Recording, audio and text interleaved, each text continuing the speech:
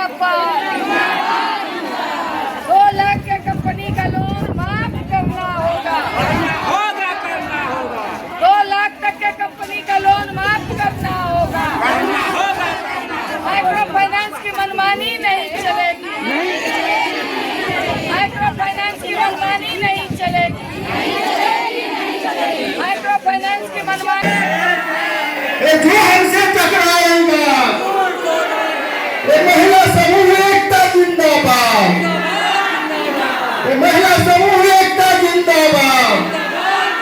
ये सभी किए उसको पीछे धकेला। ठीक हमारे साथी बता रहे थे कि आज 20 साल से 400 रुपया पेंशन दे रही थी सरकार, दे रही थी ना, विधवा पेंशन, वृद्धा पेंशन, 400 रुपया। कौन लड़ा इसके लिए? कौन लड़ा? भाकपा माले लड़ी, हम लोग लड़े।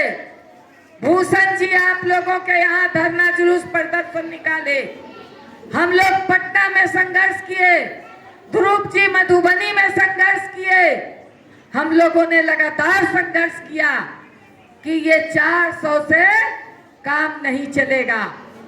आज लड़ते लड़ते लड़ते तब जाकर के नीतीश जी ने 1100 रुपया किया, क्योंकि हम लोगों ने ऐलान कर दिया कि महागठबंधन की सरकार बनेगी, तेजस्वी के नेतृत्व में सरकार बनेगी, तो 1500 रुपये हम लोग वृद्धा पेंशन देंगे। अब तेजस्वी ने कहा है कि अब हमारी सरकार बनेगी तो 2000 वृद्धा पेंशन देंगे, 2000 से शुरू करेंगे। तो जब इस बात की घोषणा हम लोगों ने कर दिया, तब नीतीश बाबू को लगा कि अब तो सारी महिला पलट जाएगी, तो इन्होंने लॉलीपॉप 1100 रुपया कर दिया। चलिए, तो ये संघर्ष की ही देन है।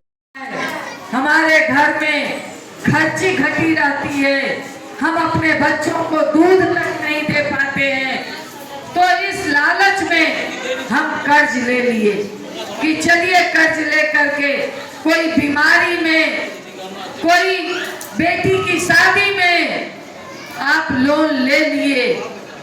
मगर ये सच्चाई है कि आज जान दे करके भी, लगातार खट करके भी, इसके चलते हमारा बेटा, हमारा भाई, हमारा पति, सब लोग बाहर जाकर के कमा रहा है, अपमान की जिंदगी जी रहा है, बावजूद ये लोन नहीं सध पा रहा है। उसके बाद भी हमारी बहनों को गांव छोड़ करके भागना पड़ रहा है। भागना पड़ रहा है कि नहीं? गांव छोड़ करके भाग रही हैं, आत्महत्या कर रही हैं। पूरे बिहार में हम लोग इसको आंध्र प्रदेश में सुनते थे, दूसरे राज्यों में सुनते थे कि कर्ज के कारण महिलाएं आत्महत्या कर ले रही हैं।